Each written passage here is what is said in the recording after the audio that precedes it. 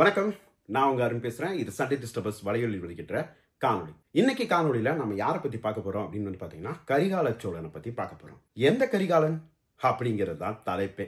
இந்த கரிகாலனை பத்தி பார்க்கறதுக்கு முன்னாடி நம்ம இப்போ ஒரு காணொலி அப்படின்னு நம்ம போட ஆரம்பிச்சோம்னா ஒவ்வொரு சீரீஸா நம்ம போட ஆரம்பிப்போம். அதே மாதிரி தான் நம்ம இப்ப பார்த்துட்டு வர்ற சீரீஸ்ல இது இரண்டாவது காணொலி. அப்போ முதல் காணொலி என்ன அப்படிங்கிறது உங்களுக்கு ஒரு கேள்விக்குறியா இருக்கும். முதல் காணொலி நம்ம பல்லவர்களை பத்தி கொஞ்சம் பேசியிருப்போம். அதாவது அபராஜிதவர்மன், கம்பவர்மன், அப்புறம் அபராஜிதவர்மனுடைய காலகட்டத்தில் கிடைக்கப்பட்ட ஒரு செப்பேடு, இதை பத்தின ஒரு தகவல் நம்ம ஒரு வீடியோவா போட்டிருப்போம். அந்த வீடியோவுடைய டிஸ்கிரிப்ஷன் நான் வேணா கமெண்ட் செக்ஷன்ல கொடுக்குறேன்.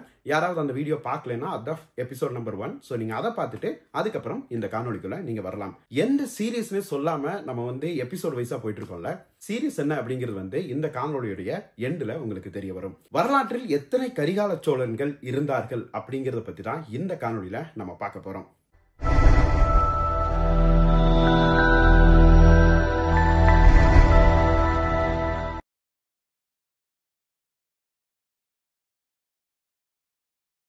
கரிகாலன் அப்படின்னு நம்ம சொன்ன உடனே நம்மளுக்கு முதல்ல நம்மளோட மைண்ட்ல வர்றது என்ன அப்படின்னு கேட்டீங்கன்னா கல்லணை. ஸோ அவ்வளவு பெரிய கல்லணையை கட்டிய நம்மளுடைய சோழ மன்னனான கரிகால சோழன் தான் நம்மளுடைய நினைவுக்கு வரும். சரி, வரலாற்றின் மீது ஆர்வமெல்லாம் எனக்கு கிடையாதுப்பா அப்படின்னு இருக்கிறவங்களுக்கு கூட கண்டிப்பா இந்த கரிகாலன் தான் நினைவுக்கு வரும். ஏன்னா நம்ம பாட புத்தகங்கள்லயே இந்த கரிகாலனை பத்தி நம்ம படிச்சிருக்கோம். இன்னும் ஒரு கட்டம் மேல போய் சில பேர் இந்த நாவல் மீடியெல்லாம் ரொம்ப கிரேசியா இருப்பாங்க பாத்தீங்களா, அவங்க அதுக்கப்புறம் இந்த பொன்னியின் செல்வன் திரைப்படம் வந்ததுக்கு அப்புறம் அதுல விக்ரம் சார் ஒரு கேரக்டர் நடிச்சிருப்பார், ஆதித்ய கரிகாலன் அப்படின்னு சொல்லிட்டு. அந்த கரிகாலன் தான் கல்லணை கட்டின கரிகாலன் அப்படின்னு சொல்லி நிறைய பேர் கன்ஃபியூஸ் பண்ணிக்கிறாங்க. சோ முதல் எடுத்தோடய நம்ம இதுக்கு கிளியர் கட்டா சொல்லிடலாம். கல்லணை 2000 வருஷம் பழமையானது. ஆதித்ய கரிகாலன் அருள்மொழிவர்மருடைய அண்ணன், அதாவது ராஜராஜ சோழனுடைய அண்ணன். ராஜராஜ சோழன் தஞ்சை பெரிய கோயில கட்டினவர். தஞ்சை பெரிய கோயில் வயசு 1000 வருஷம், கல்லணைக்கு 2000 வருஷம். அப்போ அங்க இருந்த கரிகால சோழன் வேற, இங்க இருக்கிற கரிகால சோழன் வேற. சோ இப்போ இந்த கரிகாலன் எத்தனை பேர்ப்பா இருந்தாங்க அப்படின்னு பாத்தீங்கன்னா, 10ஆம் நூற்றாண்டுல அதாவது ராஜராஜ சோழனுடைய அண்ணன் ஒரு ஆதித்ய கரிகாலன் ஒருத்தர் இருக்கிறார். இன்னொரு பக்கம் கல்லணை கண்ட கரிகாலன் சொல்லி இன்னொருத்தர் இருக்கார். அப்ப இவங்க 2 பேர் தானா அப்படின்னு கேட்டீங்கன்னா கிடையாது, இன்னும் கரிகாலர்கள் இருக்கிறார்கள். சோ இலக்கியமாக நம்ம பார்க்க போனால் சிலப்பதிகாரத்திலும் ஒரு கரிகால சோழனை பற்றி சொல்லப்படுகிறது. திருவிளையாடல் புராணத்துல ஒரு கரிகால சோழனை பற்றி குறிப்பு வருது. கலிங்கத்தபரணையில் ஒரு கரிகாலனை பற்றி குறிப்பு வருது. அதே மாதிரி பெரிய புராணத்திலும் ஒரு கரிகால சோழன் வருகிறார்கள். இப்போ நான் சொன்ன இலக்கியங்கள் எல்லாமே பாத்தீங்கன்னா வெவ்வேறு காலகட்டங்களில் படைக்கப்பட்டது. சரி, இந்த வெவ்வேறு காலகட்டங்களில் படைக்கப்பட்டிருந்தாலும் அத்தனையும் ஒரே அரசனை பற்றி தான் பேசுகிறதா அப்படிங்கிறது ஆய்வுக்கு உட்பட்டது. மிகப்பெரிய ஒரு கேள்விக்குறியும் கூட. இப்போ கரிகாலன் எத்தனை பேர் இருக்காங்க அப்படிங்கிறது ரொம்ப சிம்பிளா நான் உங்களுக்கு சொல்றேன் இந்த காணொலியில. இது நீங்க தெளிவா இன்னும் புலவர்கள் பேர் வச்சு அவங்களுடைய காலங்களை எல்லாம் வச்சு நீங்க சொல்லுங்க அப்படின்னாலும், நம்ம அசோகன் சீரியஸுக்கு ஒரு பெரிய ஒரு கிராஃபே போட்டோம் பாத்தீங்களா, அந்த மாதிரி கூட நம்ம காணொலியா போடணும்னா சொல்லுங்க, நம்ம தெளிவா இது நம்ம போடுவோம். இப்ப நான் எல்லாருக்கும் புரியுற மாதிரி ஒரு கட் ஷாட்டா நான் சொல்றேன். சரி, முதல் கரிகாலன் யாரு அப்படின்னு கேட்டீங்கன்னா, வெண்ணி பரந்தலை அப்படின்னு சொன்ன உடனே கரிகாலன் தான் முன்னாடி நிற்பார். ஏன்னா வெண்ணி பரந்தலை அப்படிங்கிற ஒரு போர், சரிங்களா, அந்த இடத்துல நடந்த போர் ஒரு சேர அரசனுக்கும் ஒரு சோழ அரசனுக்கும் இடையே நடந்த ஒரு மாபெரும் ஒரு போருங்க. அந்த போர்க்களத்தில் சேர தேசத்திலிருந்து வந்த அந்த சேர அரசன் யாருன்னா பெருஞ்சேரலாதன் அப்படிங்கிற ஒரு அரசனும், இந்த பக்கம் சோழ தேசத்தின் அரசனாக கரிகால சோழன் அந்த போர்க்களத்துல கலந்துக்கிறாங்க. இது வரலாற்று குறிப்பாக நமக்கு புறநானூறு போன்ற படைப்புகள்ல நம்மளுக்கு கிடைக்குது.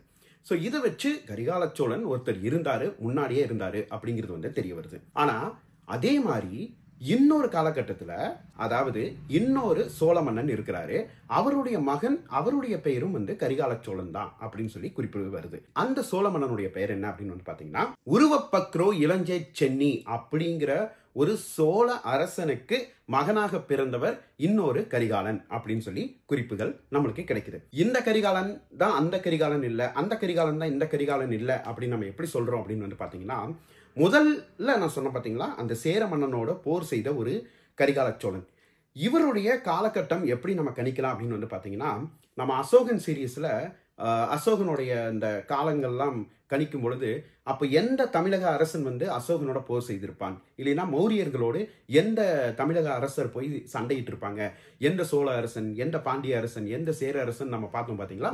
ஸோ அப்படி நம்ம பார்க்கும் பொழுது எதை வச்சு நம்ம பார்த்தோம், புலவர்களுடைய காலநிலையை வைத்துதான் நாம் பார்த்தோம். அப்படி நம்ம அசோகன் சீரியஸுக்கு முதன்மையா நம்ம எடுத்துக்கொண்டது மாமூலனார். சரிங்களா, இவரை பத்தி தான் நம்ம வந்து முழுக்க முழுக்க, அதாவது அவர் தான் இண்டெக்ஸ் வச்சு அப்படியே நம்ம கிராஃப் எல்லாம் போட்டு நம்ம வந்து வரலாற சொன்னோம். சோ அதே மாதிரி பெருஞ்சேரலாதனோடு இந்த கரிகாலன் போர் செஞ்சார் பாத்தீங்களா, இவருடைய காலகட்டத்துல மாமூலனார் இருந்தாரா அப்படின்னு கேட்டீங்கன்னா இருந்தார். அப்போ மாமூலனாருடைய காலகட்டத்தை சேர்ந்தவர் தான் அப்படின்னு சொல்லி வருது. அது மட்டும் இல்லாம கபிலர் எல்லாம் வந்து கபிலருடைய காலகட்டத்தை சேர்ந்தவர்களும் வந்து கரிகால சோழனை பற்றி குறிக்கும் பொழுது இறந்த காலத்திலேயே குறிப்பிடுறாங்க. அதாவது முன்னொரு காலத்துல வாழ்ந்த ஒரு அரசன், முன்னொரு காலத்தில் இருந்த அரசன் அப்படின்னு சொல்லியே குறிப்பிடுறாங்க. மாமூலனாருக்கு வந்து ஒரு 40 வயசு இருக்கும்போது கபிலருக்கு 20 வயசு இருந்திருக்கலாம். சோ அப்படிதான் வந்து கால வரையறை நம்ம வந்து வரையறுக்க முடிகிறது. சோ அப்படி பார்க்கும்போது மாமூலனாருடைய காலகட்டத்தில் வாழ்ந்த ஒரு கரிகால சோழன். இது வந்து எப்படி நம்ம சொல்றோம் அப்படின்னு கேட்டீங்கன்னா, அந்த வெண்ணி போரை பற்றி புலவர்கள்லாம் பாடல் எழுதியிருப்பாங்க பாத்தீங்களா. சோ அதை வச்சு நம்ம வந்து கணிக்க முடிகிறது. உதாரணத்திற்கு ஒரு சில புலவர்களுடைய பெயர் சொல்றேன். கருங்குலவாதனார், வெண்ணி குயத்தியார், காலத்தலையார், இது போன்ற 3 புலவர்கள் இந்த கரிகாலனை பற்றி பாடல்களை இயற்றியுள்ளார்கள். சோ அதாவது இவங்க மூவரும் வந்து சமகாலத்தினர். சோ அதாவது இவங்களுடைய காலகட்டத்தில் கரிகால சோழன் இருந்திருக்கிறார் அப்படின்னு சொல்ல வருது. அப்போ இவங்களுடைய காலகட்டத்தில் வந்து கரிகால சோழன் வாழ்ந்திருக்கிறார் அப்படிங்கிறது வந்து நம்மளுக்கு ஒரு தகவலாக கிடைக்கிறது. அதே இவங்களுடைய காலத்திற்கு பின்னர், இல்லைன்னா இவங்களுடைய கடை காலங்கள்ல வந்து பாத்தீங்கன்னா பரணர், கபிலர் இவங்கெல்லாம் வாழ்ந்திருக்கிறாங்க அப்படின்னு சொல்லி நம்மளுக்கு தெரிய வருது.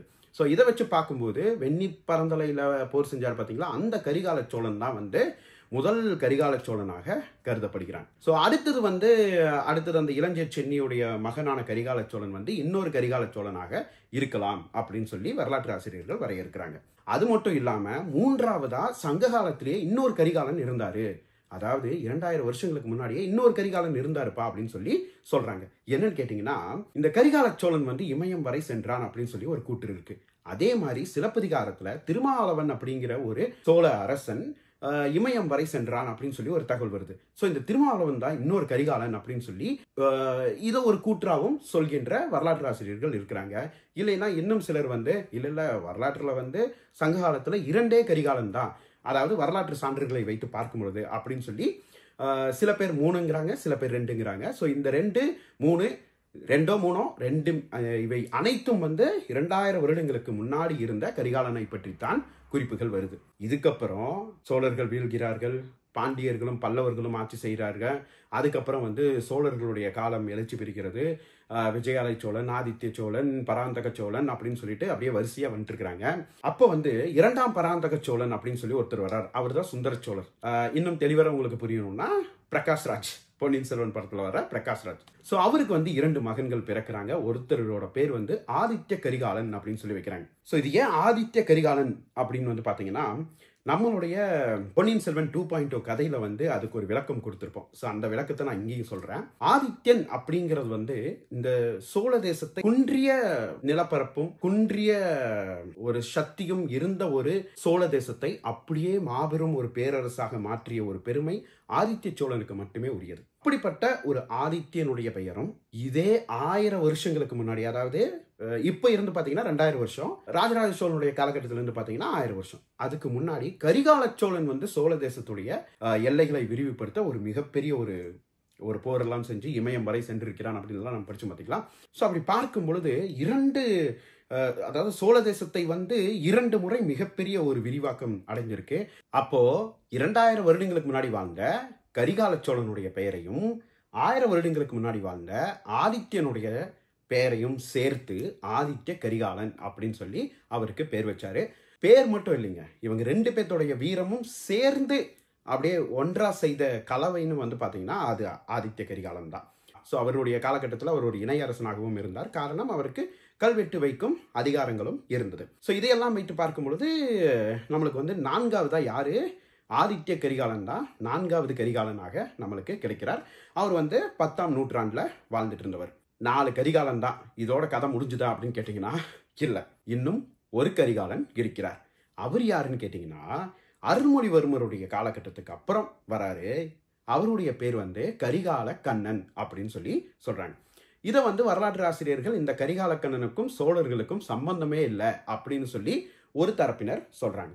இன்னும் சிலர் வந்து அருள்மொழிவர்மருக்கு வந்து 2 மகன்கள் இருக்கிறாங்க. ஸோ அதுல வந்து ஒரு மகன் தான் இந்த கரிகால கண்ணன் அப்படின்னு சொல்லிட்டு இன்னொரு தரப்பினர் சொல்றாங்க. இன்னும் சிலர் என்ன சொல்றாங்கன்னா, இந்த கரிகால கண்ணன் அப்படிங்கும்போது இந்த பேர்லயே தந்தை பேரை வைத்தே அப்படியே வச்சிருக்கலாம் அப்படின்னு சொல்லிட்டு ஆதித்ய கரிகாலனுடைய மகன்தான் கரிகால கண்ணன் அப்படின்னு சொல்லி ஒரு கூற்றும் வருகிறது. இந்த பொன்னியின் செல்வன் படிச்சவங்களுக்கு ஆதித்ய கரிகாலனுக்கு கல்யாணமே ஆகல அப்படின்னு ஒரு கனவு உலகத்தில் இருக்கிறாங்க. அப்படியெல்லாம் கிடையாது. ஆதித்ய கரிகாலனுக்கு திருமணம் ஆகி அவருக்கு ஒரு குழந்தை இருக்கிறது. அதுதான் கரிகால கண்ணன் அப்படின்னு சொல்லி வரலாற்றில் நம்ம இப்படியும் இருக்கலாம் அப்படின்னு சொல்லி கருதப்படுகிறது. இப்போ இந்த கரிகால கண்ணனை பற்றி வேற என்ன தகவல்லாம் இருக்கு அப்படின்னு கேட்டீங்கன்னா, தஞ்சை பெரிய கோயிலேயே பல கல்வெட்டுகள் கரிகால கண்ணனுடைய பெயரை கொண்டு இருக்கிறது. ஸோ இதையெல்லாம் வைத்து பார்க்கும் பொழுது முதல்ல கூற்று ஒன்று சொன்னாங்கல்ல, கரிகால கண்ணனுக்கும் சோழர்களுக்கும் சம்மந்தமே இல்லைன்னு, அது வந்து மிகப்பெரிய ஒரு பொய் தான். ஏன்னா தஞ்சை பெரிய கோயிலில் இருக்கின்ற கல்வெட்டுகளில் கரிகால கண்ணனுடைய பெயர்கள் இருக்கிறது. அப்படிங்கும்போது சோழர்களுக்கும் கரிகால கண்ணனுக்கும் கண்டிப்பாக தொடர்பு இருக்கிறது. ஸோ இப்போ வச்சு பார்க்கும் பொழுது கரிகால கண்ணனும் வந்து 5வது கரிகாலனாக உருப்பெறுகிறான். ஸோ இப்படி வரலாற்றில் 5 கரிகாலன்கள் இருக்கிறாங்க. அதில் 3 சங்க காலத்தைச் சேர்ந்தவர்கள், 2 1000 வருடங்களுக்கு முன்பு வாழ்ந்தவர்கள். சரி, எதுக்கு இப்போ இந்த கரிகாலனை பற்றியெல்லாம் நம்ம பார்த்தோம்? நம்ம முன்னாடியே சொன்னோம் பார்த்தீங்களா, சீரியஸாக ஒன்று சொல்கிறோன்னோ அதுக்கும் கரிகாலனுக்கும் என்ன சம்மந்தம் அப்படின்னு சொல்லி உங்களுக்கு பல கேள்விகள் தோன்றலாம். உங்களுடைய கேள்விகளுக்கான பதில் வரும் நேரம், அதாவது எந்த சீரியஸ்க்காக இப்போ நம்ம கரிகாலனை பற்றி பார்க்குறோம் அப்படின்னு வந்து பார்த்தீங்கன்னா, சோழர்கள் வந்து தெலுங்கர்கள் தான்ப்பா அப்படின்னு சொல்லிட்டு ஒரு தரப்பினர் சொல்லிட்டு இருக்காங்க. அதெல்லாம் ஒன்றும் கிடையாது, சோழர்கள் தமிழர்கள் தான், நீங்கள் சும்மா ஏதாவது வளராதீங்க அப்படின்னு சொல்லிட்டு நம்ம சைடு இருந்து நம்மளும் இதெல்லாம் சொல்லிட்டு இருக்கோம். ஆனால் அவங்க எதை வச்சு சோழர்கள் தெலுங்கர்கள்னு சொல்கிறாங்க? ஏதாவது ஒரு ஆதாரம் இருக்கணும்ல. சரி, அந்த ஆதாரத்தை நம்ம எடுத்துகிட்டு வந்து பார்ப்போம். எடுத்துகிட்டு வந்து பார்த்து அப்படியே சொன்னால் போதுமா? அந்த ஆதாரத்தில் இருக்கிற விடயங்களை எல்லாம் நம்ம புட்டு புட்டு புட்டு வைக்க வேண்டாம். ஸோ அதுக்காகத்தான் இந்த சீரீஸே நம்ம கையில் எடுத்துக்கிட்டோம். அதாவது சோழர்கள் தெலுங்கர்களா அப்படின்னு நம்ம பார்க்க போகிற இந்த சீரீஸில் வந்து இது 2வது காணொளி. சரி, இந்த காணொளியில எதுக்கு இப்போ நம்ம கரிகால சோழனை இழுத்துட்டு வந்தோம் அப்படின்னு கேட்டிங்கன்னா, அடுத்த பதிவில் உங்களுக்கு தெளிவான புரியும் ஏன் நம்ம வந்து கரிகால சோழனை எடுத்துட்டு வந்தோம் அப்படின்னு. ஏன்னா சோழர்கள் தெலுங்கர்களா இல்லை தமிழர்களான்னு சொல்றதுக்கு கரிகால சோழனையே தொட வேண்டியதாக இருக்கு. அது என்ன அப்படிங்கிறது வந்து நம்ம அடுத்த காணொளியில் பார்க்கலாம். அதுக்கு முன்னாடி இப்போ இந்த காணொலியில் வந்து இந்த புலவர் இருந்தார், அந்த புலவர் இருந்தார், அவருடைய காலகட்டம் இப்படி, இந்த கரிகால சோழன் இருந்தார், இந்த சேரமன்னன் இருந்தார் அப்படின்னு சொல்லிட்டு நான் ஒரு ஓவர் வியூவாக சொல்லிட்டு போயிட்டேன். ஆனால் இதே நம்ம வந்து அசோகன் சீரீஸில் வந்து பார்த்தீங்கன்னா தெளிவன மாமூலனார் இந்த காலத்தை சேர்ந்தவர், அவர் வந்து இந்த அரசனை பற்றி பாடியிருக்கிறார், மேலும் இந்த அரசனை பற்றி இன்னொரு புலவர் பாடியிருக்கார், அப்போ மாமூலனார் இந்த புலவரும் ஒரே சமகாலத்தை சேர்ந்தவர்கள், இப்படின்னாலும் நம்ம வந்து ஒரு கிராஃப் போட்டு அப்படியே கிளியர் பிக்சராக நம்ம கொடுத்தோம். அதே மாதிரி இந்த கரிகாலன் உடைய காணொளிக்கும் உங்களுக்கு அந்த மாதிரி வேணும் அப்படின்னு நினச்சிங்கன்னா நீங்கள் கமெண்ட் செக்ஷனில் அந்த மாதிரி போடுங்க, இல்லைன்னா வேண்டும் அப்படின்னு சொல்லி நீங்கள் கமெண்ட் செக்ஷனில் பதிவிடுங்க. ஸோ நிறையா பேர் கேட்டீங்க அப்படின்னா கண்டிப்பாக நான் அதை செய்கிறேன். ஏன்னா இந்த கிராஃபெல்லாம் வரையறுத்து எந்த பாடல் புறநானூற்றில் எந்த பாடல் இதை குறிப்பிடுது, எந்த அரசன் வராரு, இது எல்லாம் வந்து ஒரு ஸ்டடி பண்ணி அதை ப்ரெசென்ட் பண்ணுறதுக்கு கிட்டத்தட்ட 1 மாதம் ஆயிருங்க. ஸோ இந்த 1 மாதத்துக்கான உழைப்பு போடணும்னா அதுக்கு பார்க்குறதுக்கான ஆடியன்ஸ் வேணும் இல்லையா? ஸோ அதனால தான் உங்ககிட்ட கேட்குறேன். ஸோ உங்களுக்கு வந்து எஸ் நீங்கள் அந்த மாதிரியும் போடுங்க அப்படின்னு நீங்கள் சொன்னீங்கன்னா கண்டிப்பாக அதுக்காக நான் வேலைகளையும் நான் தொடங்குறேன். அப்படி இல்லைன்னா நம்ம டைரெக்டாக எபிசோட் நம்பர் 3க்கு போயிடலாம். ஸோ இந்த காணொளி மூலியமாக உங்களுக்கு ஒரு சில தகவல்கள் நான் பகிர்ந்திருப்பேன் நான் நம்புகிறேன்.